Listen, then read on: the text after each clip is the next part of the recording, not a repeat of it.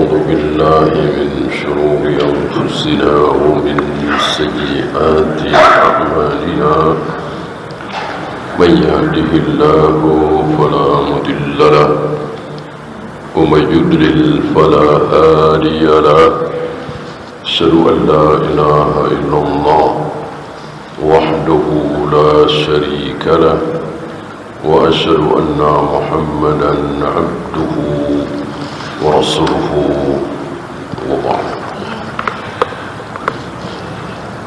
Terakhir tentang para nabi dan malaikat, beliau kumpulkan jadi satu seluruh keterangan dari Al-Quran dan Sunnah tentang nabi, tentang malaikat, wajib kita imani. Walaupun barangkali akal kita tidak bisa mencerna bagaimana ada dua malaikat, yang satu malaikat rahmat, yang satu lagi malaikat azab, rebutan. Rebutan apa? Rebutan orang mati. Kayak gitu kan? Mungkin dalam benak kita, bukankah para malaikat itu semuanya taat kepada Allah? Kok sampai rebutan? Berarti tidak ada petunjuk dari Allah. Gitu. Kalau masing-masing taat kepada Allah, kan tidak mungkin Allah memerintahkan sesuatu yang berbeda. Itu akal kita. Dan hadis ini sahih. Memang betul-betul rebutan. Karena antum tahu, dan kemarin sudah kita bahas, setiap kali ada orang mati, maka yang datang bukan cuman malaikat, yang datang bukan cuman malaikat maut. Selain malaikat maut, ada satu lagi yang datang. Malaikat apa? Malaikat mana? Malaikat rahmat. Kalau si mayat ini beriman, beramal saleh, taat kepada Allah dan Rasulnya. Tapi kalau si mayat ini kafir, ahli maksiat, maka yang datang bukan malaikat rahmat, tapi malaikat azab, yang kemudian dimasukkan ke dalam kain kafan dari surga atau dari neraka, tergantung malaikat yang mana. Kalau malaikat rahmat, yang membawa kain kafan dari surga, membawa hanut, membawa olesan dari surga. Malaikat azab sebaliknya, membawa hanut dari neraka dan kain kafan dari neraka. Diolesi, kemudian dimasukkan ke dalam kain kafan, kemudian dibawa ke atas. Dibawa ke atas. Setiap kali melewati satu malaikat,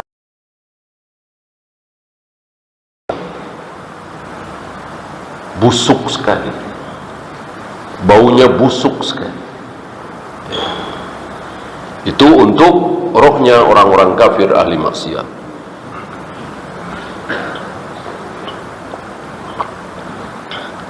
Dan yang membawa tentu malaikat azab.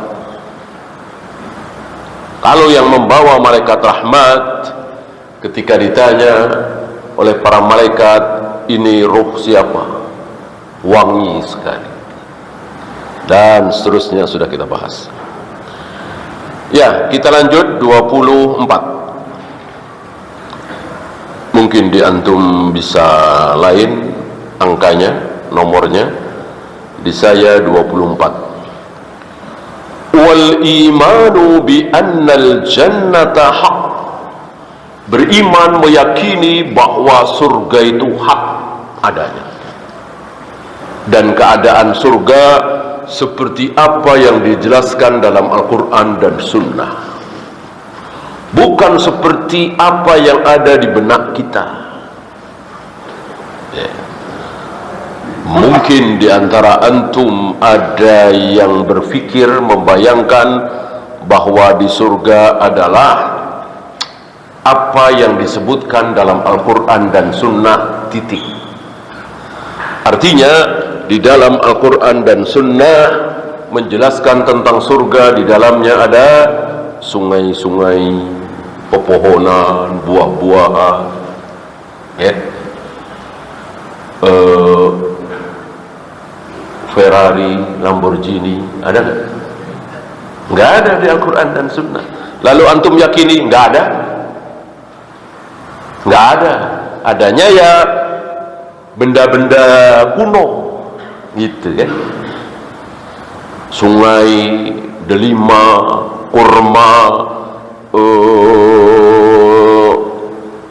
pisang, madu, susu, itu kan benda-benda kuno yang ada semenjak ribuan tahun yang lalu di zaman Nabi alaihi salatu wassalam. Nggak ada pesawat terbang, nggak ada motor gede misalnya. Lalu antum membayangkan, oh nggak ada. Adanya ya cuman susu, madu, sungai, bidadari cantik, bangunan megah. Berarti antum tidak faham, tidak jeli. Beda dengan para ulama, jeli sekali. Ya ulama insya Allah hafal Al-Quran, hafal ribuan hadis, maka ya tahu. Ya kita kan tidak hafal Al-Quran, tidak hafal ribuan hadis, maka pengetahuan kita terbatas. Karena terbatas, lalu kita bilang di sana nggak ada Ferrari, nggak ada Lamborghini, nggak ada pesawat terbang, nggak ada Mugi dan seterusnya. Ini bodoh, ya. Tidak faham, tidak jeli terhadap Al-Quran dan Sunnah. Antum bisa temukan satu ayat yang menunjukkan bahwa di sana ada Ferrari, Lamborghini, pesawat terbang? Bisa? Bisa? Bisa. Sama dengan seorang ulama yang berani mengatakan, kalian mau bertanya apapun, jawabannya ada di Al-Quran. Ada seorang syekh seperti itu. Apapun ya syekh, apapun. Gitu. Cara bikin mobil, cara bikin pesawat terbang, cara masak supaya enak, ada di Al-Quran? Ada. Mana ayat? Fas'alu ahla dzikri in kuntum la ta'lamun. Mau pertanyaan apapun jawabannya ini. Dan begitulah Al-Quran dan Sunnah. Mukjizat Nabi jawami'ul kalim. Ucapan yang ringkas, padat, isinya dalam sekali, luas sekali, mencakup segalanya. Bertanya tentang cara membikin apapun, jawabannya itu. Fas'alu ahla dzikri in kuntum la ta'lamun. Oh betul, emang begitu kan? Kita disuruh bertanya kepada ahli. Ya. Betul juga ini. Mana dalil bahwa di surga ada pesawat terbang, ada Mugi yang 3000 cc, bahkan 10.000 cc, ada sepeda bisa terbang misalnya, ada semuanya, ya. Bunyi ayatnya,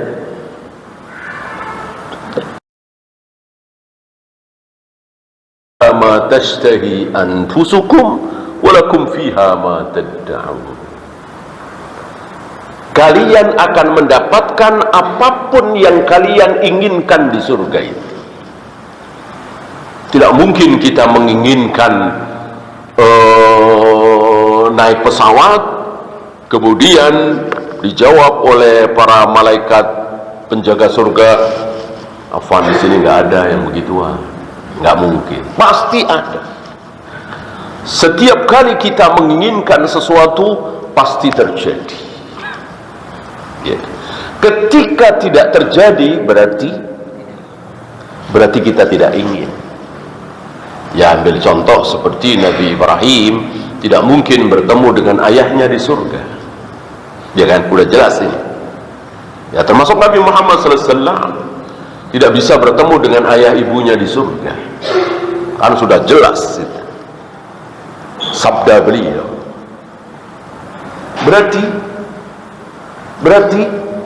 Berarti beliau tidak ingin.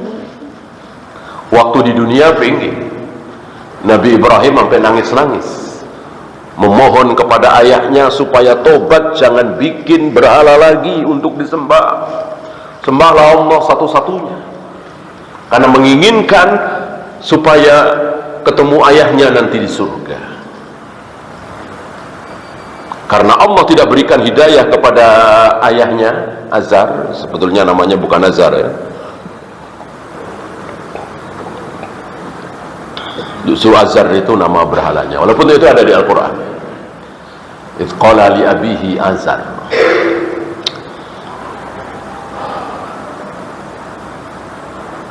Nah, ketika sudah sampai surga dan beliau tidak bertemu dengan Azar ayahnya, nggak pingin kasih sayang, rasa cinta karena saudara, saudara, tetangga, sekampung hilang. Yang ada adalah kasih sayang karena Allah, cinta karena Allah. Itu tersisa, masih ada nanti di surga. Bahkan waktu itu kita bahas ya, baru ketemu sekali di pengajian, sekali-sekalinya. Kenalan, antum dari mana? Kasih misalnya. Habis itu nggak pernah ketemu lagi sampai mati. Begitu ketemu lagi di surga, maka ada rasa saling cinta, saling sayang, saling memuliakan, saling menghormati, dan itu nikmat. Sebagaimana hari ini antum nikmat, sono lebih nikmat lagi. Antum nikmat kan ketemu dengan teman lama yang memang akrab, saling mencintai, saling mengasihi, saling membela. Nikmat. Ngobrol berlama-lama betah. Di sana jauh lebih nikmat lagi. Ya.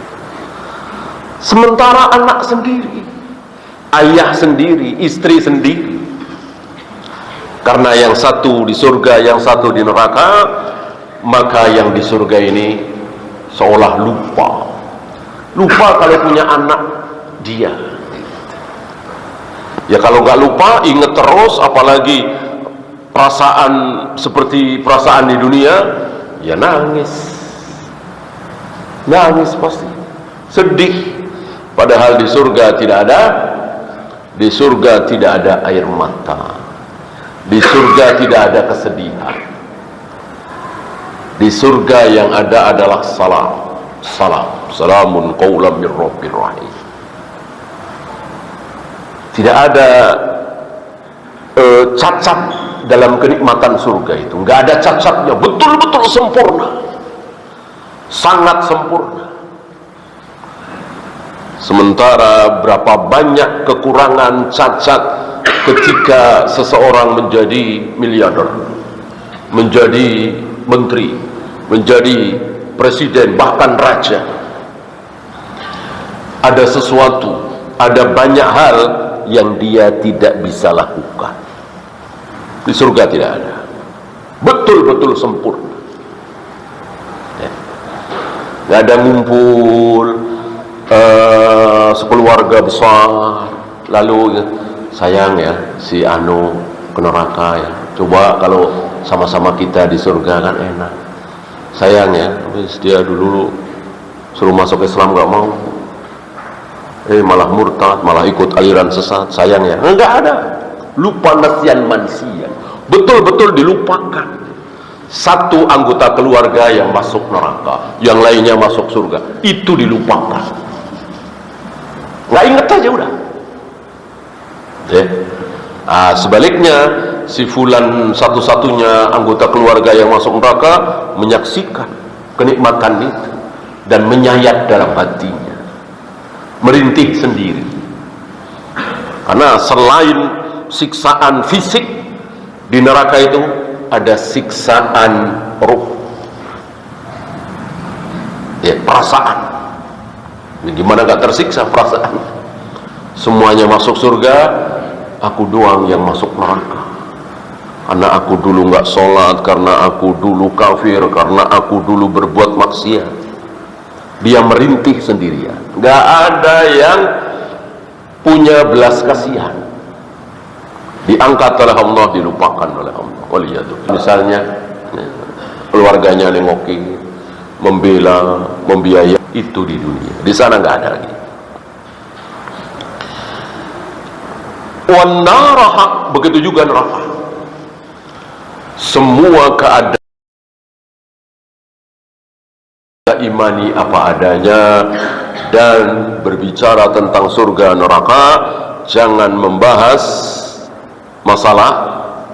masalah teknis, ya. Kan ada percakapan antara penduduk surga dengan penduduk neraka, berbincang. Tentu ini nggak masuk di akal. Surga ada di mana?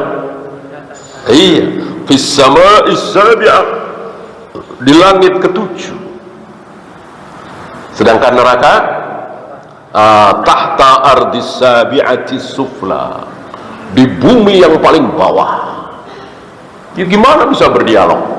Nggak masuk akal, ya. Tapi karena ini di sana, bukan di dunia, kecil. Jangan bahas masalah teknis, ya. Semuanya mudah diatur oleh Allah, dan bisa menyaksikan kalau memang Allah kehendaki.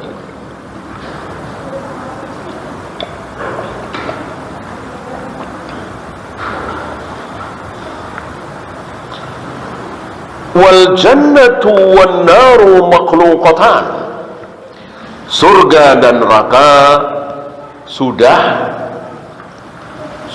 diciptakan. Kan ada yang mengatakan, oh nanti, belum ada sekarang, nanti. Keliru.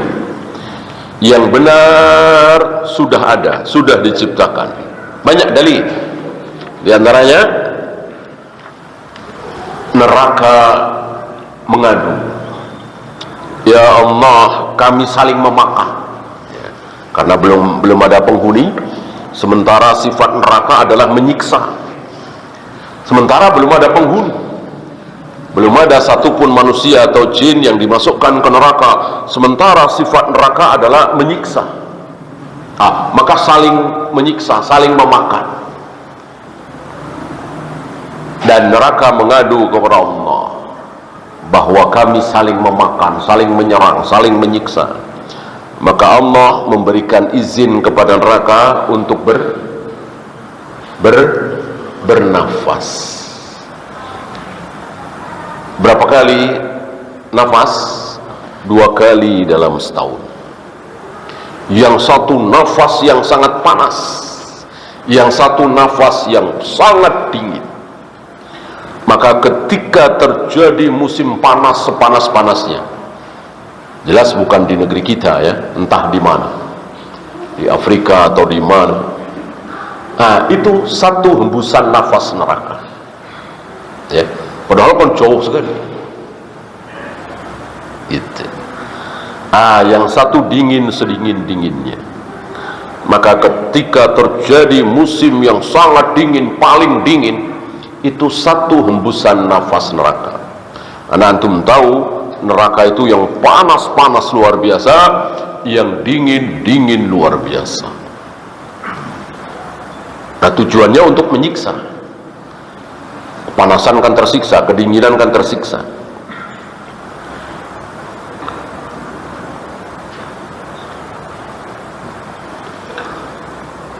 Dari riwayat ini para imam menyimpulkan, oh berarti sudah ada, berarti sudah diciptakan. Tidak seperti ucapan sebagian orang, enggak, belum ada, nanti. Termasuk ketika apa yang dilihat oleh Nabi bersama Jibril saat Isra Mi'raj itu sekedar gambaran. Untuk siksaannya, iya. Untuk siksaannya, iya. Ada yang lidah ditarik, digunting sendiri, lidah ditarik, digunting sendiri. Ada orang yang ditelungkupkan, kemudian pipinya dihadapkan ke atas, pipi yang kanan ya. Lalu dari ujung mulut sampai ke belakang itu disobek. Dari hidung ke belakang, ke kofa, ke tengkuk disobek. Dari mata ke belakang disobek. Sudah sobek semua, dibalikkan lagi ke pipi kiri, ditarik lagi dari ujung mulut ke belakang, disobek. Dari hidung ke belakang disobek, dari mata ke belakang disobek. Selesai, kembali lagi seperti semula ya. Kemudian dilakukan lagi seperti itu. Nabi bertanya, siapa itu? Dijawab oleh malaikat, para pendusta, orang-orang yang bohong. Banyak orang-orang yang bohong, bahkan yang dibohongi satu negeri, bahkan yang dibohongi sedunia. Kita sedang saksikan para pembohong nanti akan diperlakukan seperti itu, disaksikan oleh Nabi alaihi salatu wassalam. Apakah orangnya ya dia? Ya tentu belum, itu gambaran nanti. Adapun nerakanya ya sudah ada, surganya sudah ada. Makhluqatan.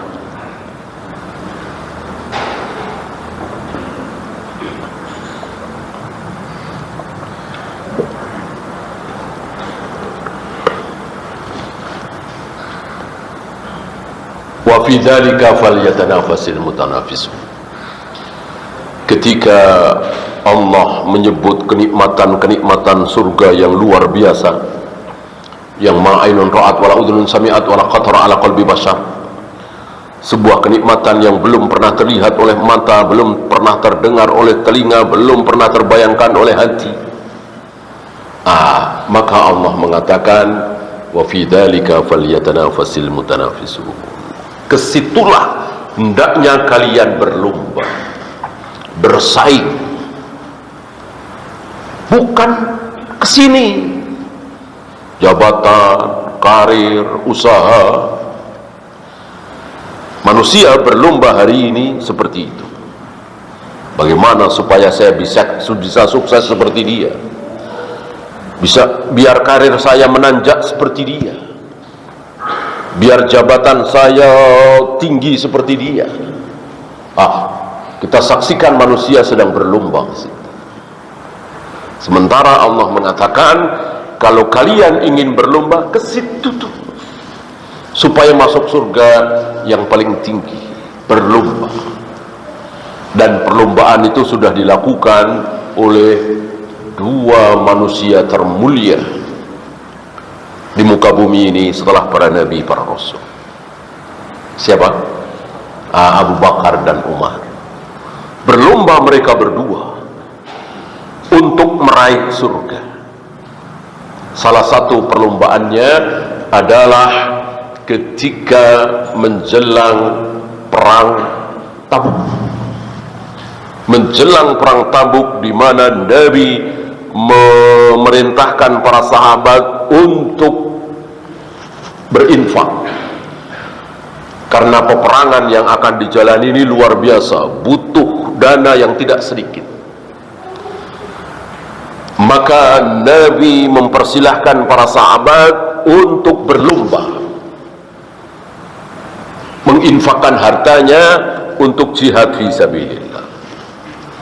Disitulah Umar mengatakan, dan hadis ini dari ucapan Umar. Umar mengatakan, kali ini aku tidak boleh kalah dengan Abu Bakar. Berarti selama ini Umar kalah terus, sering kalahnya dengan Abu Bakar ketika berlomba meraih akhirat, ketika berlomba meraih ridha Allah, pahala. Maka Umar mengatakan, kali ini aku harus menang. Kali ini aku tidak boleh kalah melawan Abu Bakar. Maka Umar kumpulkan berapa? Separuh dari hartanya. Separuh dari hartanya. Banyak hari ini orang yang kaya, hartanya misalnya 2 triliun. Ada yang sedekah 1 triliun? Ya, hampir-hampir enggak ada. Kalau kecil barangkali ya, punya duit 2 juta, 1 juta kasih, mungkin kalau kecil ya. Kalau punya harta total 10 triliun, lalu disumbangkan 5 triliun, ini jarang-jarang kita saksikan. Betul, seseorang itu dermawan menyumbang 3 miliar, 10 miliar, tapi hartanya ratusan miliar, bahkan triliunan, gitu ya. Nah, Umar ini separuh, dan Umar kan termasuk sahabat yang kaya, ya. Tidak seperti Ibnu Mas'ud misalnya, Khabbab bin Arat misalnya, Bilal misalnya. Ini sahabat-sahabat miskin. Umar termasuk yang kaya, dan Umar berharap menang. Ternyata Abu Bakar menginfakkan seluruh harta. Aku tidak mungkin menang melawan Abu Bakar. Ini menunjukkan bahwa para sahabat itu betul-betul berlomba, bersaing, tentu dipamerkan di hadapan Allah, tidak pamer di hadapan manusia. Kalau pamer di hadapan manusia, barangkali Umar nggak akan cerita. Ini kan aib dia, aib Umar, kalah terus. Tapi karena tujuannya adalah pamer di hadapan Allah, bukan manusia, ya disebutkan. Kalau tujuannya pamer di hadapan manusia, barangkali yang akan meriwayatkan kisah itu bukan Abu Bakar, bukan Umar, tapi Abu Bakar. Abu Bakar nggak mau cerita, nggak ada keinginan menceritakan kehebatannya, yang cerita orang lain. Dan begitulah para sahabat, ya. Nggak ada yang menceritakan kehebatan dirinya sendiri, selalu menceritakan orang lain. Seperti Sa'id bin Zaid. Masih ingat antum Sa'id bin Zaid?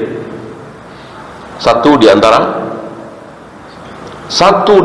10 sahabat yang dijamin oleh Nabi alaihi salatu wassalam pasti masuk surga. Bukan berarti di luar 10 nggak masuk surga, tetap semuanya masuk surga, tapi yang 10 ini disebut secara khusus dalam satu sabda. Abu Bakar, Umar, Utsman, Ali, Jubair, Thalha, Abdurrahman. Nah, salah satunya Sa'id bin Zaid. Nah, satu ketika Sa'id bin Zaid, ini Abu Bakar sudah meninggal, Umar sudah meninggal, Utsman sudah meninggal, Ali sudah meninggal. Sudah puluhan tahun dari wafatnya Nabi SAW. Kebetulan Sa'id bin Zaid masih hidup.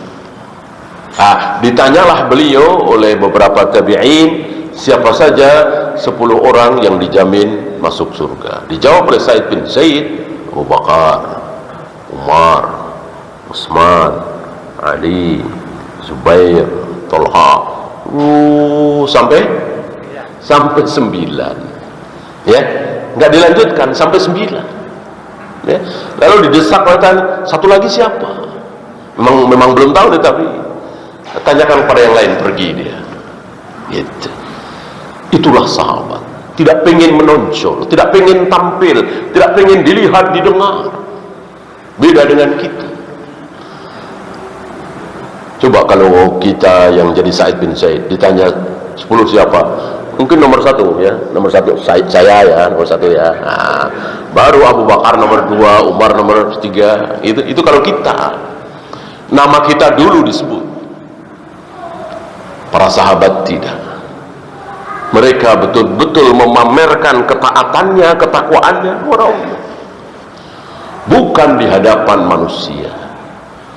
Tidak ingin dipuji, dilihat oleh manusia. Dan itulah para salaf sampai zaman Imam Bukhari, insyaallah masyhur, sering antum dengar ya? Saat Imam Bukhari masih muda, mungkin sekitar 19 atau 20 tahun, dari Bukhara ke Baghdad menjumpai imam besar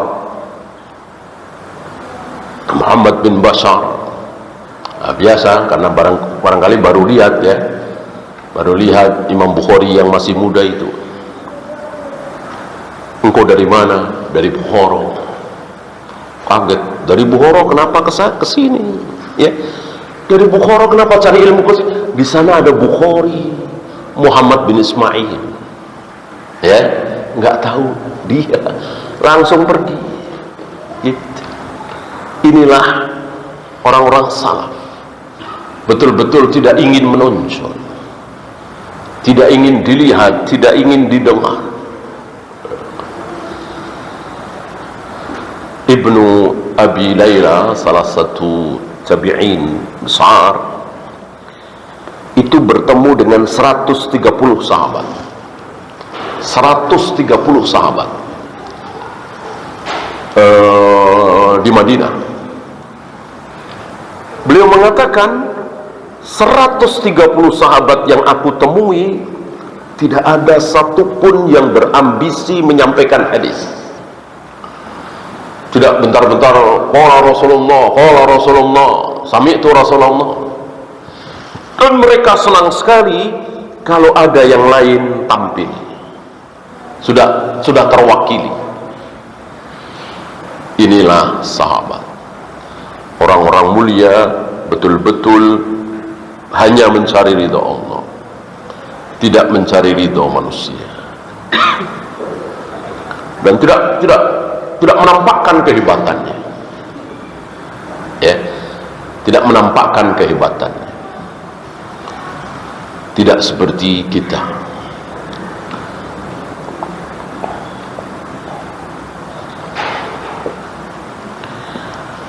Antum lihat saja seperti hari ini masih tersisa, walaupun belum lama sudah wafat ya, seperti Syekh Ali Hasan, Syekh Masyhur Hasan Salman, Syekh Musa Nasr, Syekh Salim bin Aid Al-Hilali. Itu ketika membawakan hadis ya, dibaca, kemudian diterangkan syarahnya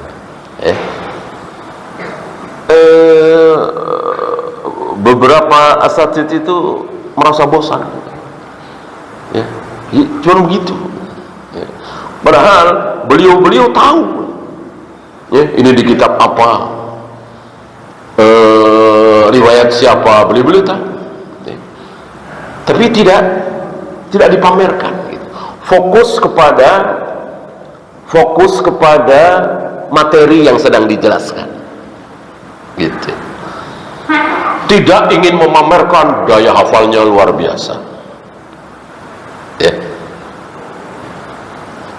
Malah disebutkan sampai halamannya ya, kiri, bawah, pojok ya. Nah, ini buat apa memamerkan seperti itu kalau toh benar ya. Para a'immah itu menyembunyikan ya, tidak ingin tampil hebat. Karena memang ulama dalam menjelaskan ilmu itu supaya orang-orang faham, bukan seperti pertunjukan. Kalau pertunjukan iya, hebat, sorak-sorai, tepuk tangan, hafal luar biasa ya, kecuali lagi ujian ya. Para ulama tidak seperti itu, fokus dengan pelajaran supaya para hadirin ini faham mana yang sunnah, mana yang bid'ah, mana yang syirik, mana yang tauhid, mana yang hak, mana yang batil.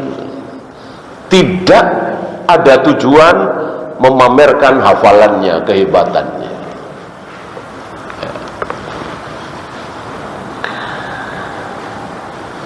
Wasaqfuha al-arsh, surga yang berada di atas langit ketujuh itu atapnya adalah arsy. Jadi melihat ke atas itu langsung arsy. Luar biasa indahnya. Sampai hari ini kita baru mendengar dan membaca Al-Arsh Ar-Rahman Ar-Rahmanu 'alal arsy istawa. Dan kita yakin bahwa arsy itu ada. Yakin seyakin-yakinnya. Dan arsy adalah makhluk Allah yang terbesar, tertinggi. Sampai hari ini tidak ada satupun dari kita yang pernah melihat al-arsy. Dan di atas arsy itulah Allah berada. Kata siapa? Kata Allah sendiri. Kata Nabi alaihi salatu wassalam. Lalu kita tolak, merasa akal kita lebih hebat dari ucapan Nabi. Lalu kita takwil. Tidak pantas Allah berada di sesuatu. Ya, kalau mengatakan duduk disangga oleh arsy, ya jelas itu salah. Tidak ada satupun ayat, satupun hadis yang menyatakan bahwa Allah duduk di atas arsy, arsy-nya menopang Allah. Tidak sama sekali. Salah satu sifat Allah masih ingat? Iya, ba'inun an kulli khalqihi, terpisah dari seluruh makhluk. Jadi tidak ada satupun makhluk yang menempel pada zat Allah. Termasuk arsy, makhluk Allah tertinggi, terbesar, terdekat dengan Allah, tidak menempel pada diri Allah. Entah berapa juta kilometer jarak antara arsy dengan zat Allah. Allah berada jauh di atas arsy. Nanti akan disaksikan oleh para penghuni surga. Wasaqfuha al-arsy, langsung itu atapnya.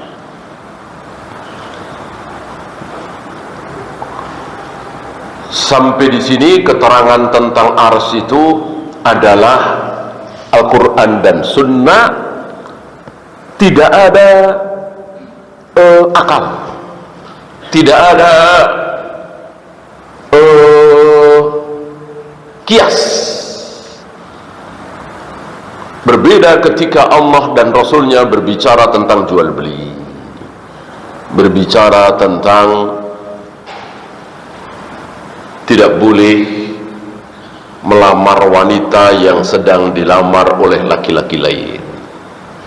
Bolehkah akal kita pakai untuk memahami sabda Nabi ini? Tentu boleh. Tentu boleh. Ya. Kalau tidak salah pernah kita bahas dulu bahwa ada seorang wanita yang dilamar secara bersamaan. Maksudnya tiga orang sahabat ini, tiga laki-laki sahabat ini melamar satu wanita. Ya. Berarti kan seolah melanggar sabda Nabi. La taktub khitbata akhihi wa la tabi' bai'ata akhihi. Jangan kalian membeli barang yang sedang ditawar oleh orang lain, dan jangan kalian melamar wanita yang sedang dilamar oleh orang lain. Ini tidak gaib, ini tidak berbicara tentang akidah tauhid, ini berbicara tentang jual beli. Maka akal kita boleh kita pakai dan harus kita pakai. Ketika ada seorang wanita datang kepada Nabi alaihi salatu wassalam, ya Rasul, aku dilamar oleh tiga laki-laki, Usamah bin Zaid, kemudian Abu Jaham, kemudian Muawiyah. Nah, berarti satu wanita ini dilamar oleh tiga laki-laki. Apa tidak melanggar sabda Nabi, jangan kalian lamar wanita yang sedang dilamar oleh orang lain? Ya. Dan mendengar ini, Nabi hanya menyarankan Muawiyah jangan, Abu Jaham jangan, Usamah bin Zaid saja. Nabi tidak mengatakan, oh nggak boleh itu. Mosok sedang dilamar lagi, nggak boleh itu. Nabi nggak bilang begitu. Nabi hanya mengatakan jangan sama Muawiyah, jangan sama Abu Jaham. Abu Jaham pecutnya tidak pernah lepas dari punggungnya. Dengan Usamah bin Zaid saja. Dengan riwayat ini kita pakai akal kita bahwa yang dilarang oleh Nabi adalah ketika wanita yang dilamar itu sudah apa? Sudah menerima. Maka tidak boleh kita masuk untuk melamar. Adapun belum menerima, masih pikir-pikir, belum ada jawaban, bolehkah kita masuk? Boleh. Begitu pula jual beli. Ini yang saya maksud, jangan samakan antara perkara-perkara seperti ini dengan perkara gaib, akidah, tauhid, ya, yang tidak bisa akal kita masuk. Allah bersemayam di atas arsy. Allah turun ke langit dunia setiap sepertiga malam. Allah menghadapkan wajahnya ke wajah orang yang sedang sholat. Allah membolak-balikkan hati manusia dengan dua jarinya. Akal kita tidak bisa masuk sedikit. Betul-betul kita sami'na wa ata'na. Ya, silakan azan dulu. Wassallallahu ala Muhammadin sallallahu alaihi wasallam wa akhiru da'wana alhamdulillahi rabbil alamin. Alhamdulillah, salatu wassalamu ala rasulillah, la hawla wa la quwwata illa billah. Kita lanjutkan sedikit. Qad alima Allah ta'ala adada ahli al-jannati wa man yadkhuluha. Allah telah mengetahui berapa jumlah penduduk surga. Dan pengetahuan Allah ini tidak mujmal. Ya Allah, berapa yang masuk surga? 10 juta. Enggak, ya. Sampai ratusannya, puluhannya, bahkan satuannya. 10.560.751. Sampai sekecil mungkin Allah tahu. Dan Allah tahu yang pertama kali masuk tentu Rasulullah alaihi salatu wassalam, diikuti Abu Bakar, Umar, dan seterusnya para nabi, para rasul. Urutan yang ke 10.576 misalnya. Tahukah Allah? Tahu. Termasuk yang terakhir. Yang terakhir kali masuk surga siapa? Allah tahu. Namanya tidak disebut, hanya sifatnya. Bagaimana ketika dia ditawari oleh Allah. Ini penduduk neraka nih, sedang disiksa, tapi ditawari oleh Allah, mau apa? Seandainya dia langsung, saya mau pindah ke surga Firdaus, insya Allah. Allah tidak bakir, apalagi sudah menawari. Si fulan ini hanya mengatakan, aku tidak minta apa-apa ya Allah, yang penting aku tidak disiksa di neraka. Udah itu aja.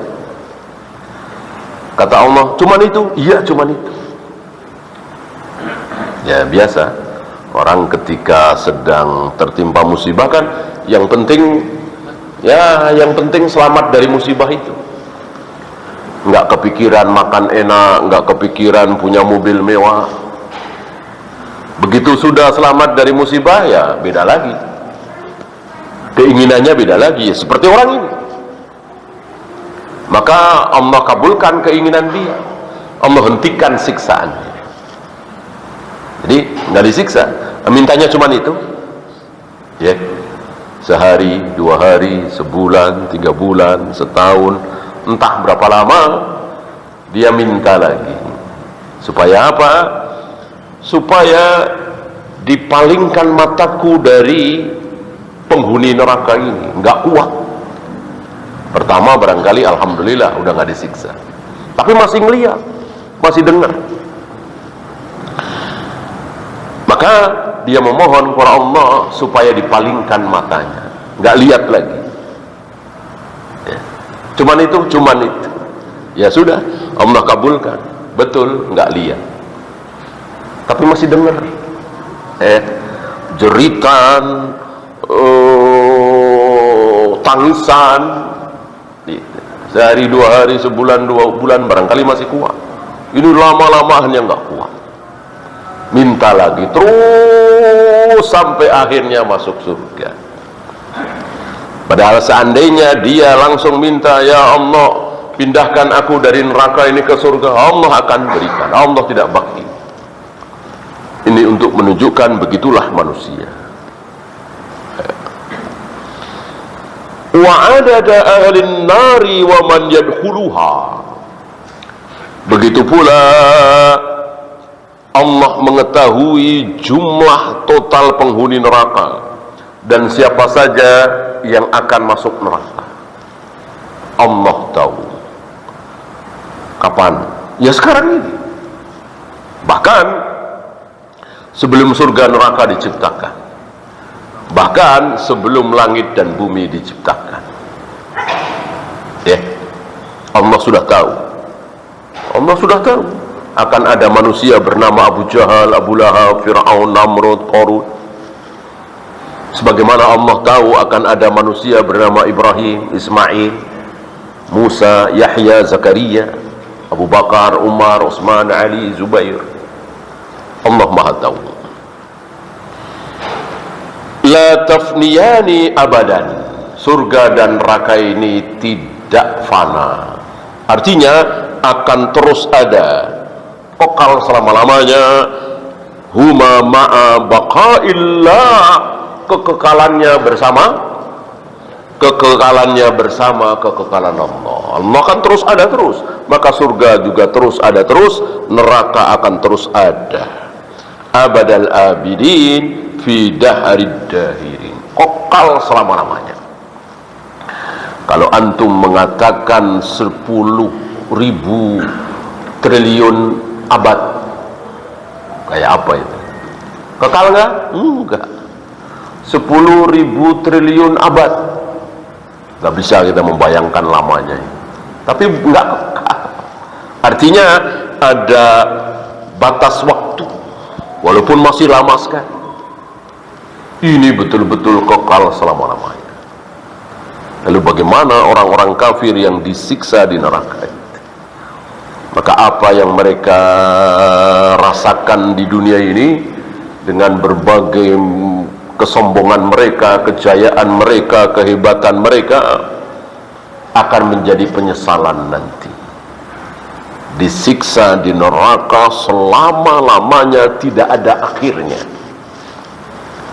Sementara antum sekarang yang miskin, terlunta-lunta, ketika nanti masuk surga, maka kemiskinan antum terlunta-lunta, kebelangsak sengsara, nggak ada apa-apanya. Tidak ada apa-apanya, diganti dengan kenikmatan abadi selama-lamanya. Maka wajib bagi kita untuk sabar dan terus sabar, karena memang kita sekarang ini sedang di apa? Kita ini sekarang sedang di penjara. Kan sijnul mukmin, ad-dunya sijnul mukmin. Dunia adalah penjara bagi kita semua kaum muslimin. Betul-betul sedang di penjara. Ini nggak boleh, itu nggak boleh. Jual barang 2 harganya nggak boleh. Ya. Kalau kontan sekian, kalau kredit sekian, nggak boleh. Ya seperti tadi, membeli sesuatu yang sudah dibeli dan sudah deal, kita masuk dan kita sanggup 2 kali lipat itu, kita mau, kecil bagi kita, nggak boleh, karena sudah deal. Betul-betul sedang di penjara kita. Sebaliknya orang-orang kafir sekarang ini sedang di surga. Jannatul kafir, dunia ini betul-betul surga. Mereka sedang di surga, senang-senang mereka. Apa yang haram bagi mereka? Nggak ada. Semuanya boleh. Nggak sholat, nggak saum, nggak ruku, nggak sujud, nggak mandi junub, nggak wudu, Nggak ada ketaatan ibadah kepada Allah senikmat-nikmatnya mereka, sampai waktu yang telah ditentukan. Mungkin 20 tahun lagi, mungkin 10 tahun lagi, mungkin beberapa bulan lagi, ya mungkin besok pagi sudah selesai. Tinggal menghadap kepada Allah, mempertanggungjawabkan seluruh amal perbuatannya. Maka haram bagi kita untuk terburu-buru, wajib bagi kita sabar, jangan mendahului waktunya. Ya, waktu habis, kita akhiri. Subhanakallahumma bihamdika, asyhadu an la ilaha